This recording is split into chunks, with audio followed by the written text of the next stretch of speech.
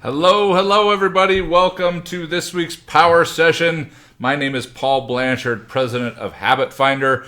Very excited to be with you today, bring you right here into my office as we every week want to discuss some things to be able to change some patterns, to be able to address some patterns and see our patterns. Everything that we teach at Habit Finder, everything that we've been working on for the last 20 years comes down to patterns, which is just another name for habits. But we're not talking about habits of brushing your teeth or the habits of what books you read or whatever the case is. We're talking about your neurological habits. We're talking about the habits of the neural processes of your brain. And those are based on patterns. Your brain operates in a sense of patterns. It wants to be able to find patterns that work for this, and so it'll apply those patterns to every other area of your life.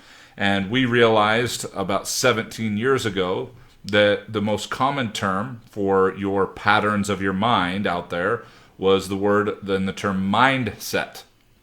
And everyone's talking about mindset. Everyone's talking about mindset's everything. A mindset for success, a mindset for money, a mindset. And until we created it, we had never seen a way for you to be able to scientifically measure or be able to actually quantify what your mindset is.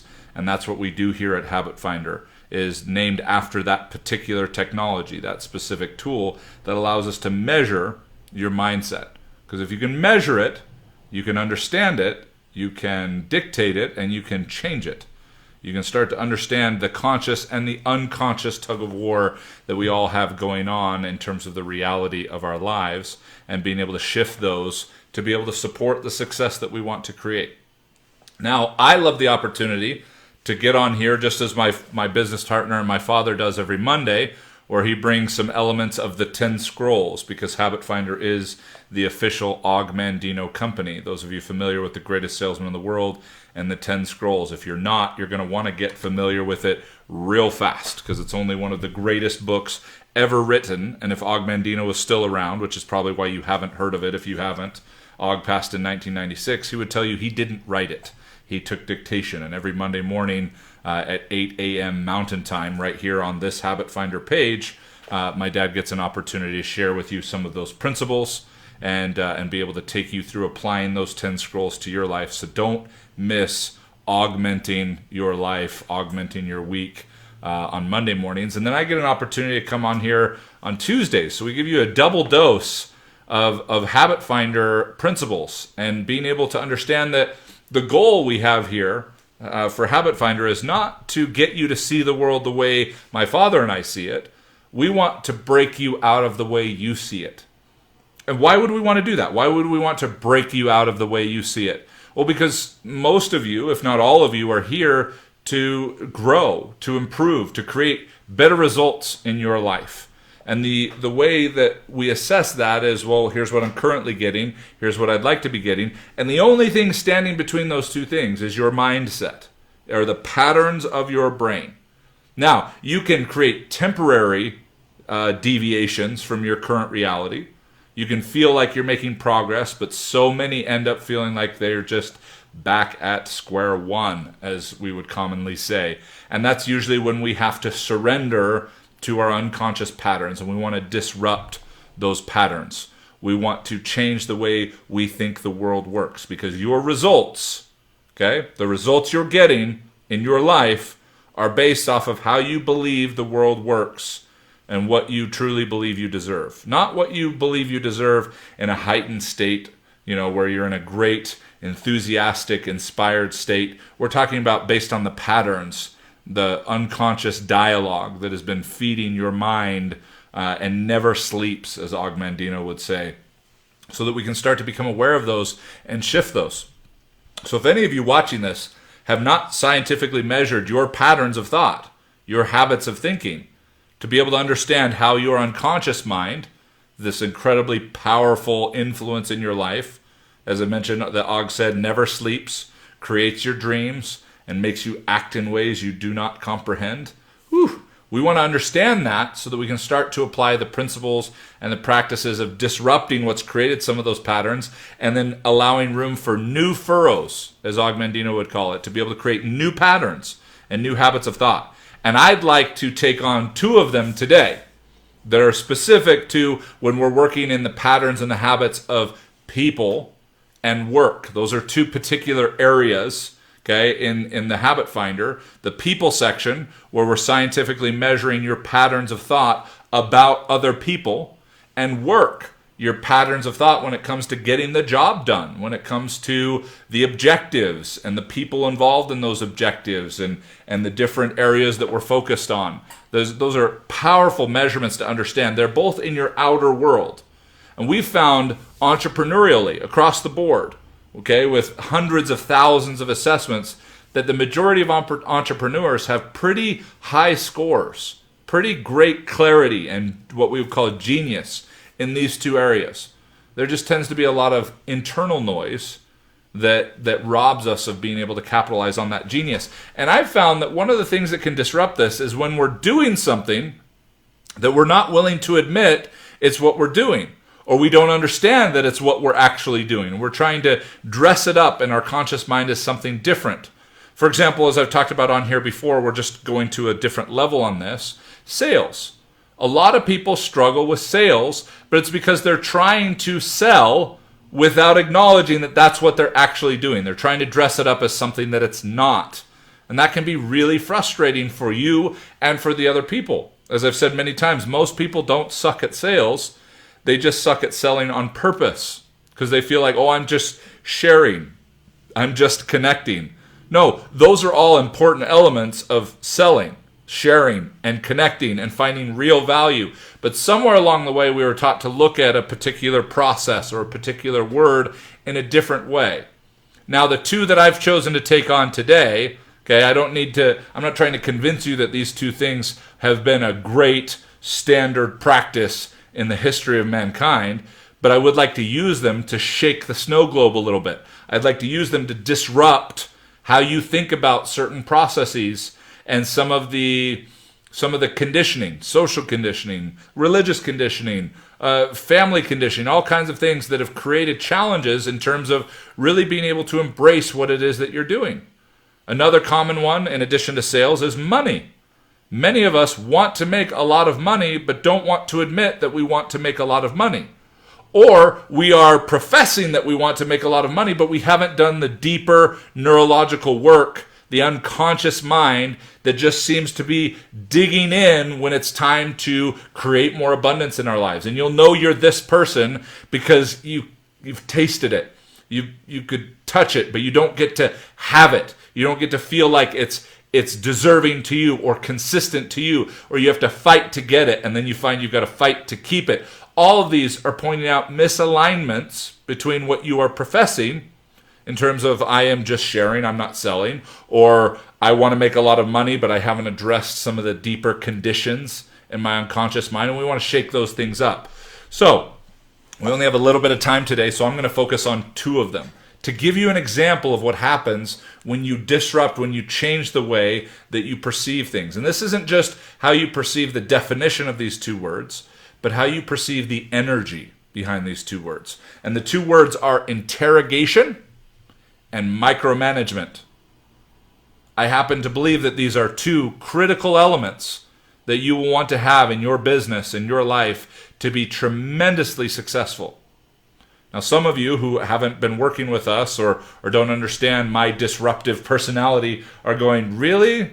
You want us to interrogate people? You want us to micromanage people? I couldn't think of two words that most commonly create a very negative reaction, even a visceral reaction, especially micromanagement. Any of us who have worked in corporate America with a tough manager or boss, kind of the big brother mentality, have been frustrated by micromanagement. And any of us who were ever a devious or rebellious teenager have experienced interrogation from our parents or from other mentors or leaders in our lives and other things that don't necessarily create a great feeling. So we're going to shake the snow globe. We're going to change up how we interpret these terms so we can realize not just the power of words, but the power of how we've been conditioned to react to them and how we try to dance around what they really are and miss some of the beautiful core concepts involved. Now, I don't want people to go jump out in social media and say, I am an interrogator and I am a micromanager, without giving people the context of what we're talking about here. Most of what I talk about disruptively is taken out of context if people don't understand where it's coming from. So let's talk interrogation first. Let's shake up how most people view interrogation. Interrogation is an interesting thing that we are conditioned to have an adverse reaction to very early on in life. Okay? We're taught when we go to interrogate, when we're younger and we start asking questions, and then we ask more questions. In fact, we were the most effective interrogators in the world are 4 or 5-year-olds. And they do it with one single word. Why? Why? Why? Why? And then we get taught that that's not okay, that that's annoying. We can feel the irritation we're creating in the adults that we've asked this to over and over again, and some of us just continue to be bold, and hopefully there are some of us that never lost that. But you can see right there how we start to get conditioned that interrogation, that the persistence of asking questions, the persistence of getting deeper to understanding was a bad thing. And so we became sensitive to asking too many questions. Many of you have sensed this in your own conversations, where you'll be talking to someone and you're trying to get to know them, and you'll start hearing the dialogue of, oh, that's none of my business, or oh, I don't want them to feel like I'm interrogating them. I don't want them to feel like I'm prying or whatever. If we listen really closely, you can hear evidence of how we were taught from a very young age that asking a lot of questions is not okay. That we should be brief. We should be to the point. We should have it well thought out before it's presented to someone else. And we miss the beauty of interrogation. And those of you who have been on here before know that I love words. I'm a huge fan of words. And when we break down the meaning of this particular word, you automatically create a different perspective. If we break down interrogation, we get 2 primary core etymological words. Inter, I-N-T-E-R, which means between, and rogere, which means questions. To interrogate means to seek between the questions, to see between the questions, to pursue between the questions. In a world where we have been conditioned to take life at face value, to ask quespectations, I call them, which are questions where we have a very expected answer to them. In court, it would be called leading the witness, where you only ask questions you already know the answer to, or you only ask questions that are going to give you the answer you want to get. And we've lost the ability to interrogate each other. Now, I'm not asking you to bring the energy you would to a criminal or a terrorist. I'm asking you to bring the energy of wanting to understand what is in between the questions, because that's where their humanity is. That's where their pain is. That's where their reality is. Not the one they profess, not the one that they put on as a show, which we all do. Every single one of us. Even the most authentic people you have met, because I've met them too, still have a wall, still have a little bit of a presentation. Just theirs is probably a lot thinner than others. And they're probably very aware of theirs. But we all do it. Depending on the audience we're around, depending on who we're with, we might have a thicker wall around our family. We might have a thicker wall around our coworkers. We might have a thicker wall around our friends, or vice versa.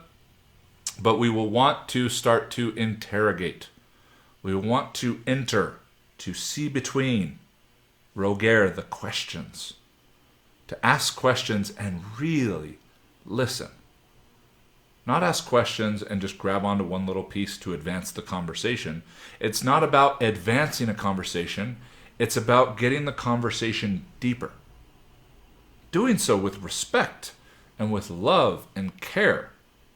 We teach this in a very, very specific process called intrinsic validation, that when really understood, and when we reach some level of mastery, we become an intrinsic validator rather than just do intrinsic validation. It has unlocked more income, more depth in relationships, more cooperation and collaboration than anything we have ever taught.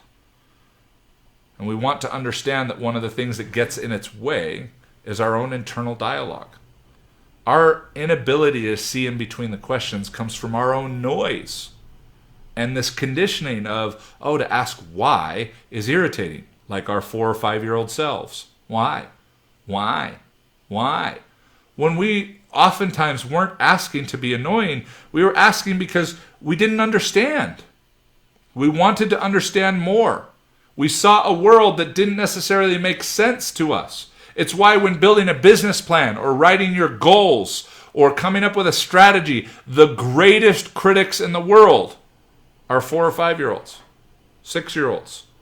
Because if you can't explain it to a kindergartner, more than likely you've got too many walls, it's too complicated, and it gives you too many places to hide.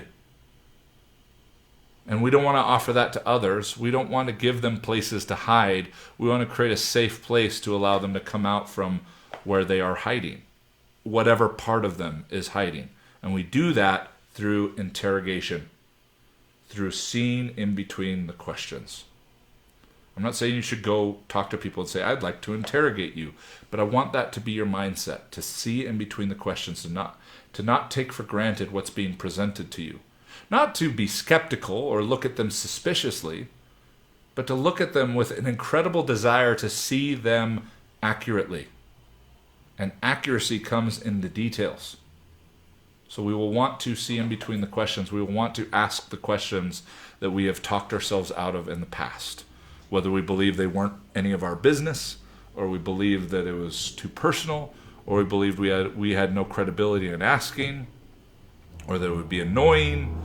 We want to bring the appropriate energy to interrogation so that we can start to get behind people's walls and see what's really going on. From that space, you can really serve. Now, I'm not saying you should interrogate so that you can sell your product to them. I'm not saying you should interrogate so that they automatically trust you. I'm saying you should interrogate because you care. Interrogate because you love humanity and you would like to understand theirs a little bit deeper. And once you've done that, you can find yourself in a position to make other decisions as to whether to introduce them to a product or to a community, or to just let them know that you really appreciated them opening up to you and you are grateful you were able to offer them a safe space to do so. It's not a matter of interrogating with any other objective other than to connect and allow them to, but it is from that place that gives you the right and the clarity to determine what, if any, objectives could be offered or presented after that. So that's interrogation. Number 2 is another term that a lot of people have a visceral or negative response to, and that is micromanagement.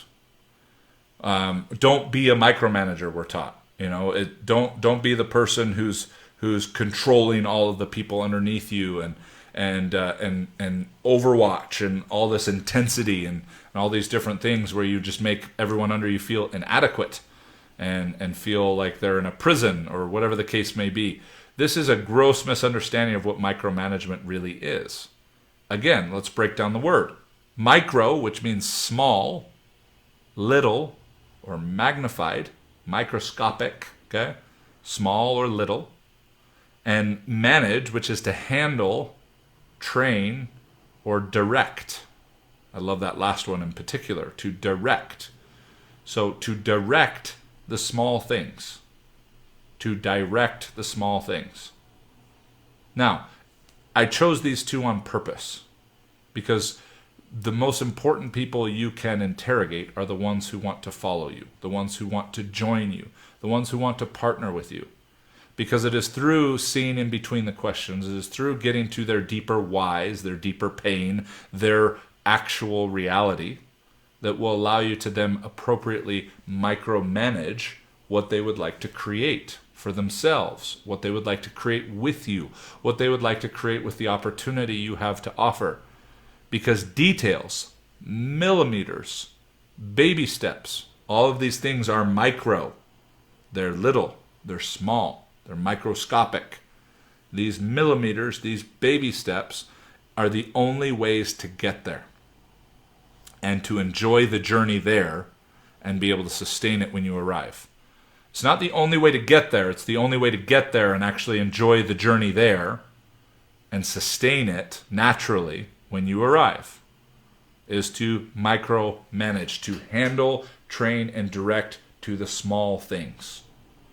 Now, where it went wrong, okay, similar to interrogation, was a force tactic to see in between the questions and extract, oftentimes painfully and unwillingly, information. I'm asking you to interrogate with love, which means they've got to surrender that of their own free will and choice.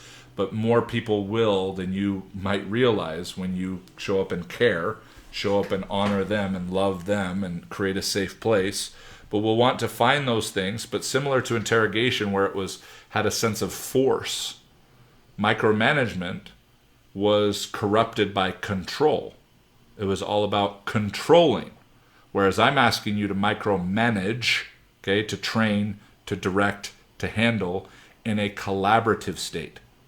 The simple equation for that collaboration is you interrogate to get clear on what they really want. Not what they've been taught they're supposed to want. Not what they're sharing with you they want because it sounds nice, but the things they really want.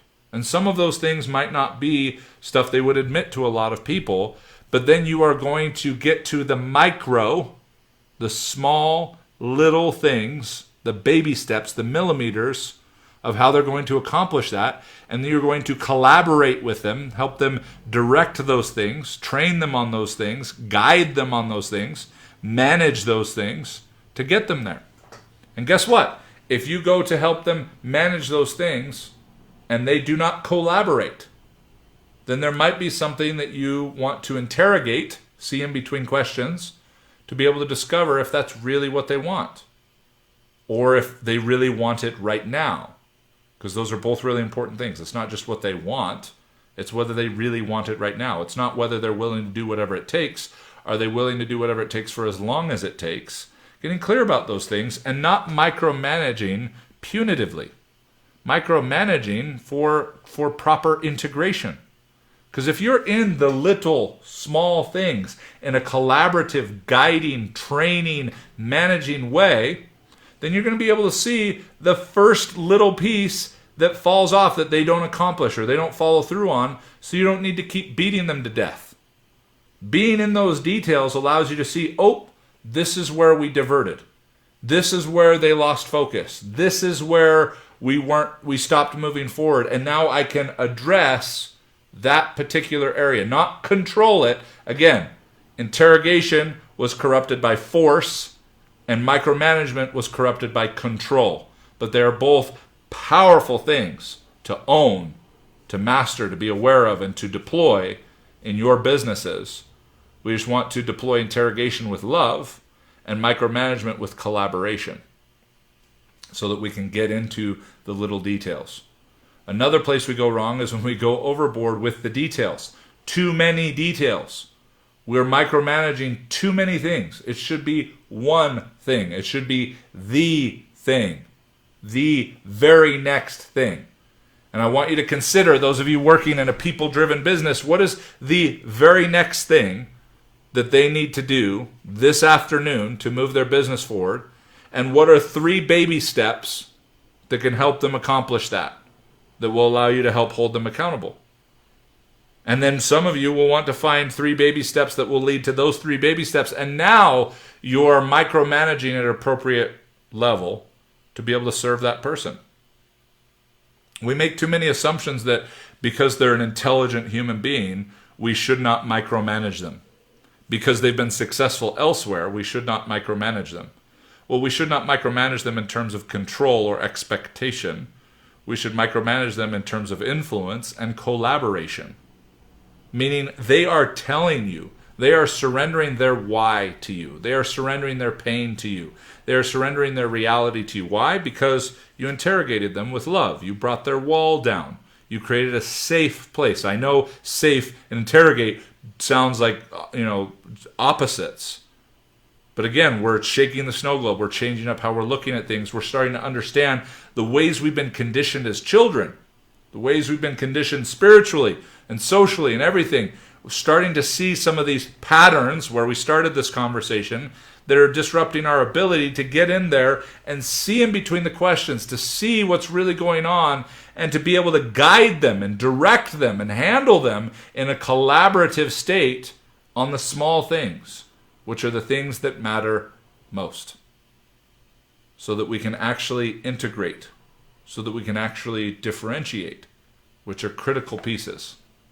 So, I hope that moving forward today, you get an opportunity to go back and look at your business, look at your relationships, look at your family, look at your dynamics, and consider what the opportunity to interrogate more and micromanage better might do for your life and your business when you interrogate with love rather than force, and when you micromanage with collaboration and influence rather than control.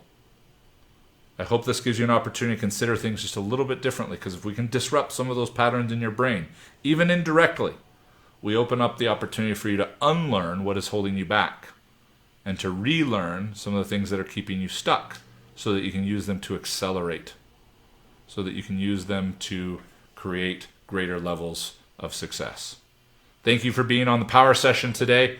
We will see you all next week. Take care. Bye-bye.